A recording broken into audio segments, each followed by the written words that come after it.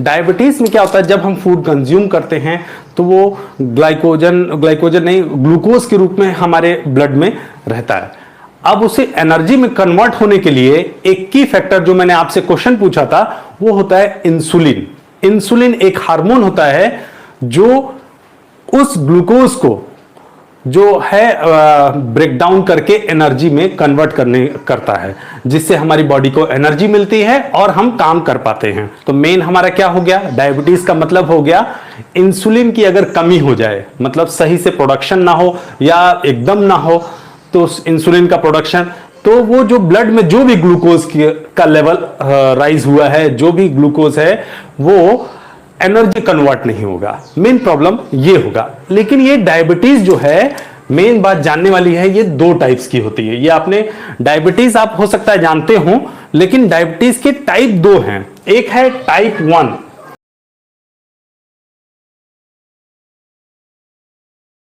अब अगर किसी को पता है कौन सा ज्यादा सीवियर है, टाइप 1 और टाइप 2, तो कमेंट बॉक्स में लिख के बताइए। एक हमारा यहां पर देखिए, ये एक लॉक है, ठीक है, टाइप 1 टाइप जो डायबिटीज है आप इससे समझेंगे, और टाइप 2 दूसरा लॉक है। ये दोनों लॉक से आपको मैं समझाऊंगा कि टाइप 1 और टाइप 2 डिजीज, टाइप डायबिटीज क्या होता है। तो पहले देखते हैं टाइप 1 में क्या होता है। ये हमारा लॉक है।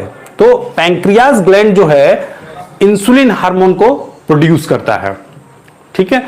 तो इंसुलिन का क्या काम है आपको बता दिया मैंने कि ग्लूकोज को जो है वो एनर्जी में कन्वर्ट करने का काम करता है, और एनर्जी में कन्वर्ट नहीं हो पाता है, ब्लड में ही पड़ा रहता है ग्लूकोज, तो इसे बोला जाता है डायबिटीज। तो टाइप 1 में क्या होता है, जब ये हमारी पैंक्रियाज ग्लैंड है, ये जो है इंसुलिन जो है इसका मतलब इसको ओपन करने के लिए जो हमारे पास की है, की नहीं है, मतलब एक तरह की स्टिमुलेट जो करती है उसे की हमारे पास नहीं है। शुरू से ही वो एक्टिव नहीं हुई इंसुलिन जो है, यानी बचपन से ही इसमें प्रोडक्शन नहीं हो रहा है, क्योंकि हमारे पास इसका की नहीं है कि कैसे ये स्टिमुलेट होगा और इंसुलिन प्रोड्यूस होगा, यानी हमारे पास इसका मेथड ही नहीं है। तो टाइप 1 टाइप ये हो गया। टाइप 2 में देखिए, जब कुछ समय के बाद हमारे पास यहां पर की है, इंसुलिन प्रोड्यूस करने की है, और जब हमारी बॉडी 40 या 45 या 50 ईयर की हो जाती है, तो ये लॉक, फूड कंज्यूम किया, लॉक खुला, इंसुलिन प्रोड्यूस हुआ, फिर जो है फिर आपने किया, ऐसा 40-50 ईयर तक कंटिन्यू होता रहता है, ठीक है। लॉक खुलता बंद होता रहता है, इंसुलिन का प्रोडक्शन होता रहता है। काफी समय के बाद अगर कोई फिजिकल एक्टिविटी नहीं की जाती है और भी कई कारणों की वजह से क्या होता है, ये की जो है थोड़ी सी खराब हो जाती है। इसकी वजह से क्या होता है कि ये जो है एक बार या तो ये लॉक फंसना शुरू हो जाता है या फिर धीरे धीरे से काम करना शुरू हो जाता है। इसका मतलब ये कि इंसुलिन का प्रोडक्शन जो है या तो थोड़ा कम हो जाता है, मतलब कम जितनी रिक्वायर्ड अमाउंट है उतना इंसुलिन प्रोडक्शन नहीं होता है, तो उसे बोलते हैं टाइप 2 डिजीज, टाइप 2 डायबिटीज। यानी कि जब इंसुलिन का प्रोडक्शन जो है कम हो जाए, यानी थोड़ा सा डिक्रीज हो जाए, है ना, तो उसे बोलेंगे टाइप 2 डायबिटीज। और इसमें देखिए टाइप 1 में मैंने क्या बताया कि यहां पहले से शुरू से ही इंसुलिन का प्रोडक्शन ही नहीं होता है, यानी कुछ ग्लैंड में प्रॉब्लम है। तो ये बताइए, अभी आप बता सकते हैं कौन सा ज्यादा सीरियस है, टाइप 1 या टाइप 2, क्योंकि इसमें जो है शुरू से ही प्रोडक्शन नहीं होता है। तो ये जो हमारा टाइप 1 है ज्यादा सीरियस है, क्योंकि ग्लैंड में प्रॉब्लम है। यहां हमने यूज करने के बाद हमारी लाइफस्टाइल खराब रही, इस वजह से हो सकता है, या हमने बहुत ज्यादा शुगर कंज्यूम करना शुरू कर दिया और फिजिकल एक्टिविटी कम कर दी, इसकी वजह से 50-60 की एज में इंसुलिन का प्रोडक्शन थोड़ा सा कम हो गया, स्लो हो गया, इस वजह से हुआ, लाइफस्टाइल खराब होने की वजह। लेकिन इसमें हमारे हाथ में कुछ भी नहीं है। टाइप 1 में अगर हो गया तो सिक्रीशन ही नहीं हुआ, सिक्रेशन ही नहीं हुआ तो हम क्या कर सकते हैं? तो ज्यादा सीवियर क्या हुआ? कई बार 1 मार्क्स के क्वेश्चन में आता है, ऑब्जेक्टिव क्वेश्चन में, कि which one is the more severe diabetes, type 1 और टाइप 2? तो आपको लगाना है type 1 is more severe than type 2। Okay, चलिए पहले देखिए अस्थमा यहां लिखा हुआ है। अस्थमा को हम को दूसरा नाम जो है इसका ब्रोंकियोल अस्थमा के है, यानी इसे हम ब्रोंकियोल अस्थमा भी बोलते हैं। तो ब्रोंकियोल अस्थमा क्यों बोलते हैं अभी मैं इसको आगे बताऊंगा। तो पहले हम देख लेते हैं अस्थमा है क्या। अस्थमा एक तरह का रिस्पिरेटरी सिस्टम से रिलेटेड डिजीज होता है। ये हमारे लंग्स को इफेक्ट करता है, यानी लंग्स यानी फेफड़े जो हमारे सांस लेने में मदद करते हैं, इनको इफेक्ट करता है। तो स्पेशली जो है अगर हम बात करें अस्थमा में प्रॉब्लम क्या होती है, जो हमारा एयरवे होता है यानी एयर पैसेज होता है, वहाँ की प्रॉब्लम है। इसकी वजह से लंग्स अफेक्टेड होते हैं। कैसे होते हैं इसको थोड़ा सा देख लेते हैं एक बार हम लोग। देखिए ये नोज से हमने एयर को इनहेल किया, इसके बाद जो है पहला स्टार्ट हो जाता है हमारा रिस्पिरेशन। इनहेल किया, उसी में हमारे अंदर में नोज में जो हेयर होते हैं, म्यूकस होता है, लिक्विड होता है, जो डस्ट पार्टिकल्स को वो रोक लेता है, जिससे डस्ट पार्टिकल्स और आगे ना बढ़ पाएँ। जो लिक्विड सब्सटेंस है, म्यूकस है, वो और हेयर जो है रोकने का काम करते हैं। इसके बाद जो है हमारा मान लीजिए नोज के बाद जो है एयर गया, लैरिंग्स में गया, जिसे हम वॉइस बॉक्स भी बोलते हैं लैरिंग्स को। इसके बाद नेक्स्ट है हमारा यहाँ से मान लीजिए ट्रैकिया।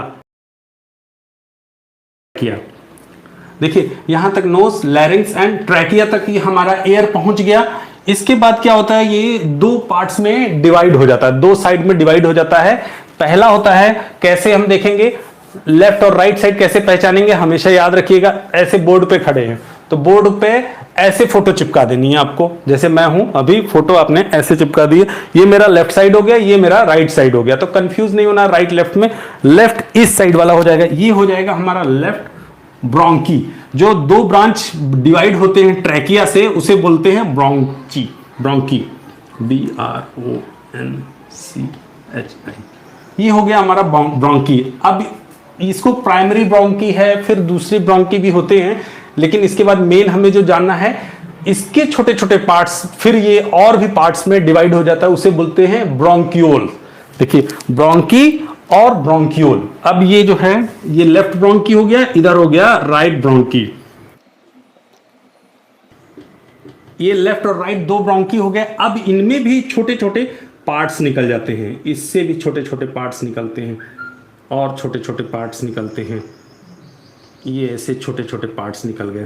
तो अब ये जो सबसे स्मॉलर पार्ट हैं, जो हमारे रेस्पिरेटरी सिस्टम के सबसे स्मॉलर जो ट्यूब्स हैं, ट्यूब्स जो हैं, ये इनको बोलते हैं ब्रोंकियोल्स।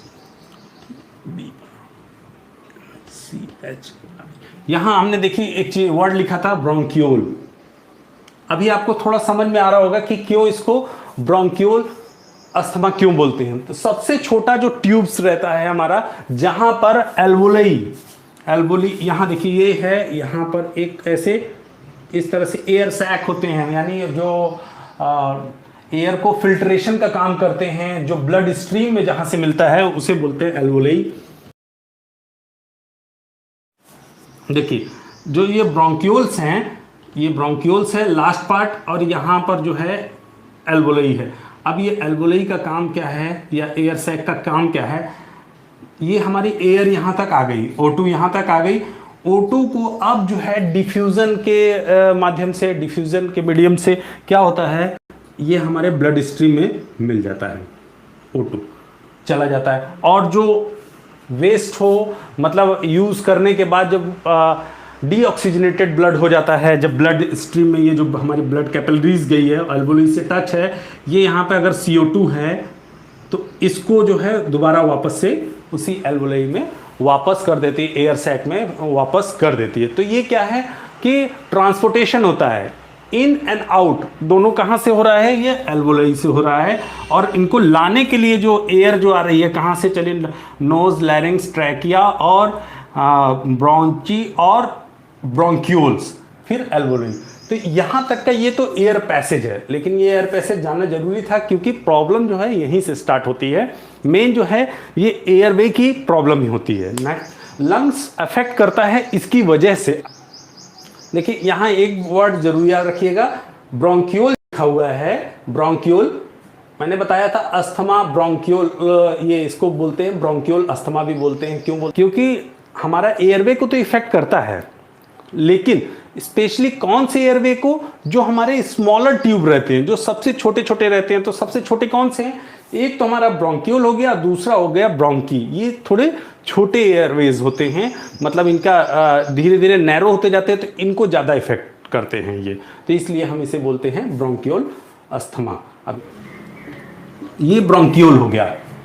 अब एक नॉर्मल जैसे होता है, नॉर्मल अगर है तो थोड़ा एयर निकलने में, इन और आउट होने में आसानी होगी। जैसे ये थोड़ा सा बड़ा रहता है, इसका ये म्यूकस मेम्ब्रेन रहती है यहाँ पर, और ये ओपन रहता है, तो अच्छे से एयर इन और आउट हो जाती है। लेकिन अगर किसी को अस्थमा हो गया तब क्या होता है, देखिए दोबारा इसमें ये जो एयर पैसेज है इतना ओपन है, आसानी से जो एयर को इन और आउट ले रहा था, अभी क्या हो रहा है, एयर पैसेज इतना छोटा हो गया कि इसकी वजह से एयर को इन और आउट होने में प्रॉब्लम हो रही है। अब ये एक क्वेश्चन हो सकता है कि ये छोटा क्यों हो जा रहा है। अगर किसी तरह का इन्फ्लेमेशन हो गया हमारे रिस्पिरेटरी में किसी वजह से, जैसे तो हमारा जो ये रिस्पिरेटरी सिस्टम है, जैसे कोई बैक्टीरिया वायरस या कुछ आते हैं, तो हमारे बॉडी में, हमारे एयरवेज के सिस्टम में जो होता है म्यूकस होता है। म्यूकस जो मैंने बताया लिक्विड सब्सटेंस है, जो हमारे इसको थोड़ा सा लिक्विड टाइप का बनाता है, जो हमारे एयरवेज होते हैं। इसके कुछ फायदे भी हैं। फायदे मतलब जैसे कोई बैक्टीरिया आया तो उसमें चिपक जाएगा और उसको वो बाहर कर देगा उसी। लेकिन प्रॉब्लम कहाँ होती है, जब इसमें कोई इन्फ्लेमेशन हो जाए। इन्फ्लेमेशन हो जाए तो एक्स्ट्रा म्यूकस का प्रोडक्शन हो जाए। जब आपको खांसी होती है, कफ होता है, तो आप देखते होंगे म्यूकस जो है, एक्स्ट्रा म्यूकस प्रोड्यूस होने लगा। इसकी वजह से जो है बलगम जमने लगा। तो वही म्यूकस ही है, बलगम है जो जम रहा है। तो आप तो फिर उसको थूक कर आते हैं कि वो आपको वो नहीं लगता है कि एयर लेने में प्रॉब्लम होती है, नाक फंस जाती है। तो नॉर्मल में कोई प्रॉब्लम नहीं है, लेकिन जब इन्फ्लेमेशन होने की वजह से किसी तरह का कुछ इन्फेक्शन हो गया, जैसे अभी कोरोना वायरस के समय में भी देखिए क्या हो रहा है, एक्स्ट्रा म्यूकस हो रहा है। वो धीरे धीरे जो है रिस्पिरेटरी ट्रैक में इतना ज़्यादा म्यूकस को बढ़ा दे रहा है कि उसके ट्रैक को लिक्विड सब्सटेंस है और उसको थिक लेयर बना दे रहा है। इसकी लेयर को ऐसे बड़ा कर दे रहा है, पूरा थिक लेयर कर दे रहा है। इसकी वजह से क्या है, एयर पास होने में प्रॉब्लम हो रही है। तो यही चीज़ जो है अस्थमा की कंडीशन होती है, जब एयर इन और आउट होने में प्रॉब्लम हो। और ये नॉर्मली कब होता है, इसका 2-3 ट्रिगर होता है। ट्रिगर होने का भी कुछ टाइम रहता है, हमेशा ये नहीं होता है।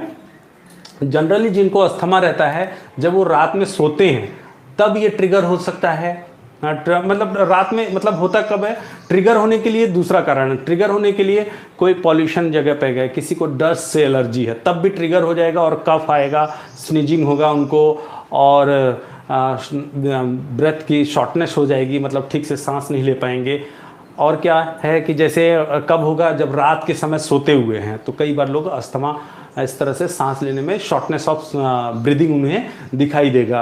वो महसूस करेंगे कि वो ठीक से सांस नहीं ले पा रहे हैं। ये है। दूसरा, बीच बीच में कफ आना शुरू हो जाएगा, तो भी प्रॉब्लम होगी सांस लेने में। और कहाँ, रात में हो गया, और अर्ली मॉर्निंग जब उठते हैं तब भी ऐसी प्रॉब्लम महसूस होती है इन लोगों को। तो ये हो गया आपका अस्थमा क्या है हमारा, ठीक है। अब देखते हैं हमारा जो मेन पॉइंट है अस्थमा में, आपको लिखना क्या क्या है कि रिस्पिरेटरी सिस्टम के डिजीज़ है, और जिसको हम ब्रोंक्यूल अस्थमा के नाम से भी जानते हैं। ये एक एयरवे और एयर पैसेज की डिजीज़ होती है, जिसमें एक्स्ट्रा म्यूकस प्रोड्यूस होने की वजह से जो है हमारे एयर पैसेज में इन्फ्लेमेशन हो जाता है, और एयर के ट्रांसपोर्टेशन में इन और आउट करने में प्रॉब्लम होती है। यही है हमारा अस्थमा। तो इसके कारण भी कई हैं। एक इसको अब मैं एक चीज़ बता दे रहा हूँ, जिसको आपको जानने की बहुत ज़्यादा, मतलब लिखने की ज़रूरत नहीं है, बस जान के रखिए। क्या, देखिए आपने कभी पढ़ा होगा, सुना होगा, अगर PM10 कई बार आपने दिल्ली में सुना होगा कि ये बढ़ गया है, पीएम सुनते होगे, क्या है ये एक बार बता देता हूं, ये लिखना नहीं है आपको।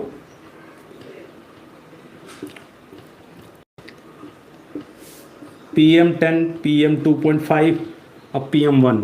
PM2.5 बहुत ज़्यादा सुनने में आता है, PM2.5 बढ़ गया है। क्या है ये?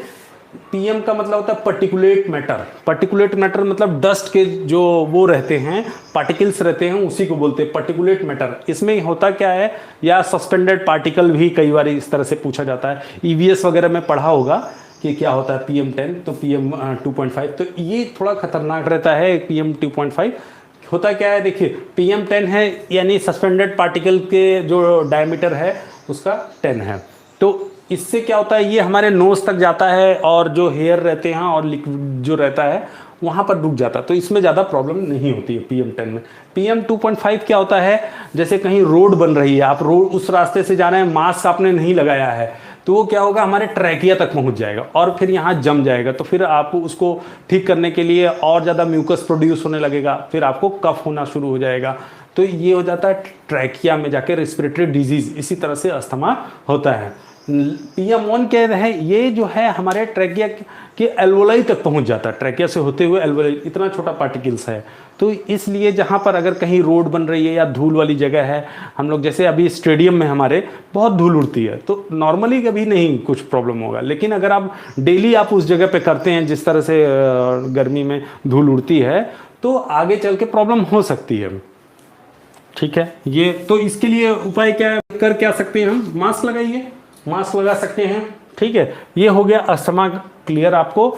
अब मैं बता रहा हूँ कि अस्थमा को ठीक करने के लिए कौन सी योगासन हमें मदद करेंगे।